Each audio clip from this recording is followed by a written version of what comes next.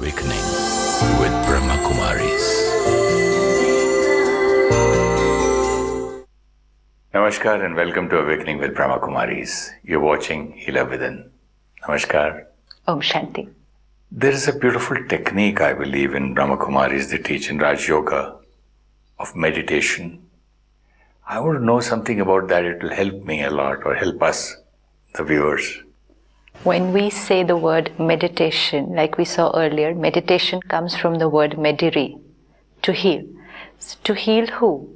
I, the soul, need to get healed. There are so many scars and wounds of the acquired sanskars, and when that will get healed, my original sanskars, it's the original skin, will be back there. The wound is healed. So meditation is a process of healing the soul. Raj Yoga meditation means Raj Yoga, connection with the highest. So when I, the soul, connect to the highest being, develop that personal relationship, this relationship gives me knowledge, love and power, which then I use to heal myself. God is also called the healer. So how is God the healer? Because He gives me all the ingredients which then are used by the soul to heal themselves. We have a lot of meditation techniques today in the world. And many people say, oh, but meditation very difficult. We try to meditate, we can't. Because many of us think meditation just means sitting, concentrating on one point. Or one thought or one mantra. Absolutely. So some of us even try to become thoughtless. That I should have no thoughts here, because we think that's the way to silence the mind. Now, we need to understand what will happen by doing this. One, we're taking the mind towards something which is not its natural quality. The work of the mind is to think. How much to think? What to think? We can take care of. But if we say it should not think at all, then we are suppressing something which is a natural flow. So what will happen when we try to suppress it? There may be some kind of a strain for anyone who doesn't know how to work with their mind, and they forcefully try to stop their thoughts, not to think. They'll try and forcefully stop their thoughts, and you will find a little kind of a pressure or a heaviness, or maybe sometimes even a headache. When the soul, during the normal waking stage, creates 25 to 30 thoughts per minute, 40 to 50,000 thoughts in a day. If I take out even 15 minutes and I just slow this down drastically like this, it's a big relief. The difference between two thoughts should increase.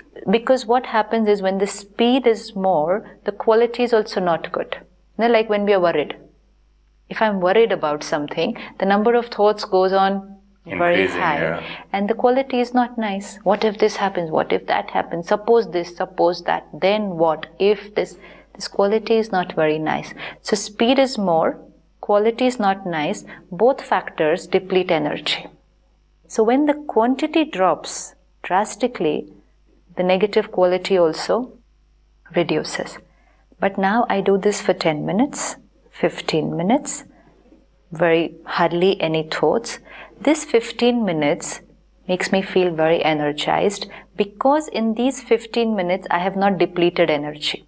I'm feeling energized because I have not depleted energy. It's very simple, which means like, suppose this is a water tank and here is a tap.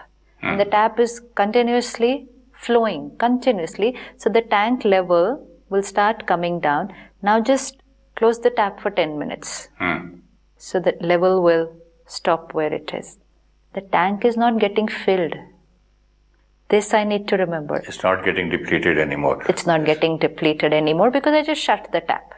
So when I say I stop thinking for 10 minutes in my meditation, I stop the discharge, I stop the depletion. This makes us feel very, very nice. Very nice. And I'm going to get up from my meditation and feel as if I've got some tremendous amount of energy, which is the truth. But when I get up from there, and then I start driving to work, and then there is a traffic jam, people driving badly on the road, somebody shouting, screaming, then I reach the office, certain things are not the right way, somebody is speaking wrongly to me, my normal way of thinking before that meditation of 10 minutes comes back. And now I'm again on that 50 to 60,000 thoughts a day, not of the very good quality. Now 23 hours, 50 minutes of this kind of thinking again depletes so much energy. Again 10 minutes of charging next morning. So I start living a life where I feel very nice when I'm meditating, but then the rest of the day is a normal day. And a normal day for me today is that all these emotions are normal. Another meditation technique would be, like you said, take a powerful word, a mantra, and repeat it. 15 minutes, half an hour. Again, when I'm focusing on the mantra, the word, or I'm focusing on my breath, like some people would teach us, focus on your breath. When my mind is completely focused on my breath or on a high energy word, no other thoughts at that time. No thoughts about work, family, people, problems, nothing at all. 15 minutes also, if someone does this, they're suddenly going to feel very energized. But the only thing that will happen is, once they go back to day-to-day life, quality of thoughts remains the same. So now we need to do something in our meditation which doesn't make me feel nice only when I'm meditating, but which changes my way of thinking in activity. What I want from meditation, why am I sitting here? So that this kind of a feeling lingers on, spills over for the rest of the day, till I meditate again. And most important, I feel peaceful while meditating is one thing, but I create the power in my meditation to remain peaceful the rest of the day is another thing. One is I feel peaceful while meditating. It can be 15 minutes, it can be a 5-day retreat. I feel beautiful when I went there for 5 days. But the other is, in those 5 days, get the tools of the mind, get the energy and the technique so that you're able to create the peace after you come back. Not that, say, those 5 days were beautiful, but the rest of practical life, obviously you will get angry and you will get hurt and stressed. Then we were living like this. And immediately after finishing the 5 days, the driver doesn't arrive, come with the car, and you're waiting for him for 2 hours. Yes. Finished. So which means I did not translate my meditation into my practical. So it became a separate, which means something is missing. Because see, like you go to the gym. So you don't go to the gym to feel healthy while you're in the gym. I can't say I'm very healthy while I'm in the gym. No, I go to the gym to exercise so that I'm going to be healthy throughout the day. When I do exercise in the gym and come back home, I take care of my diet and sleep and timings and discipline. Yes. What is it in the meditation you teach, sister? What are these after the gym, after the meditation? What is the diet and the sleep and the discipline? I, the soul, only start remembering my father. And this is something which everyone knows how to do. For example? Suppose you have to remember your child, how will you do it? Think of him. That's all. You need to learn how to do it. No? Yeah. And the but minute I need to know where he is, whether he's in New York or India or Mumbai, Gujarat. The minute you think of him, how do you feel? I feel connected. And then how does that feel? Nice. Nice, why? Because that relationship is nice. Nice, why? Because you think nice thoughts for him and he also thinks nice thoughts for you. And when we connect, there is this energy exchange that will take place. Bless each other. Nice, yes, good wishes, pure thoughts, blessings. Now, that's why when we remember that soul, we feel nice because there is an energy exchange continuously with that soul because there's a relationship. Now, what we're doing is, now, to remember your son, do you need to take out 15 minutes and sit separately? No. No. See? I can do that while talking, while sitting, while having lunch, while going in a car, I can do before sleep, anytime. To remember anybody, we've never taken out separate time. Not even an enemy. Never. Oh, those are easier to remember. They're always on our mind. But the relationship is so strong. Yes. You don't need it. If that is not there, all these things help. Absolutely. So which means this meditation that we're going to do now, why is the relationship strong? First time when you meet somebody, there's no relationship. It's just a first meeting, then followed by a second meeting, then third meeting, then exchange of phone numbers, then probably a phone call once in a while, email once in a while. Then probably it builds up more and you say a phone call every day. Now it's a relationship. But how did it get built? By talking once in a while. Why do we have a strong relationship with our children? Because we've had a lot of interaction with them. Without interaction, there cannot be a relationship. Try and create a relationship with somebody without knowing them. No, then it's a one-way. You're remembering, like we remember those film stars. This has become because of interaction. Now when we sit in meditation for Raj Yoga, like you said, initially we will need this. We need this initially because we will use this initial 15 minutes to sit and meet him. We haven't met him yet.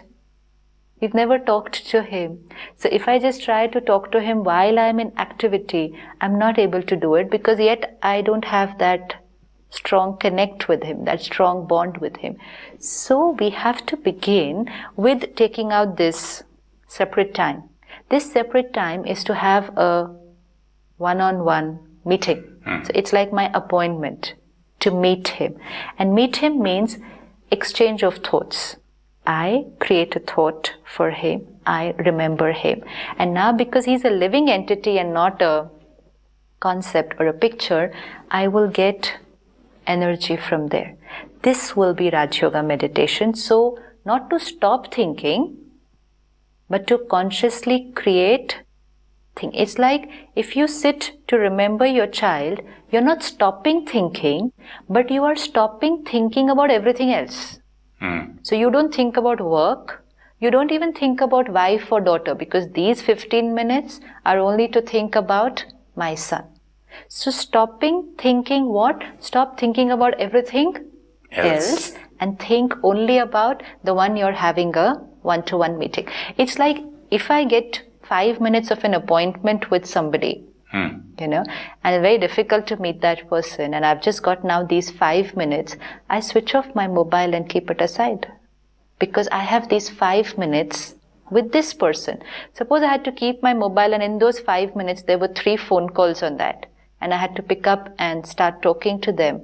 What will happen in those 5 minutes? Similarly, we take out 10 minutes to connect to God, but in those we have thoughts here, thoughts about this one, thoughts about that one.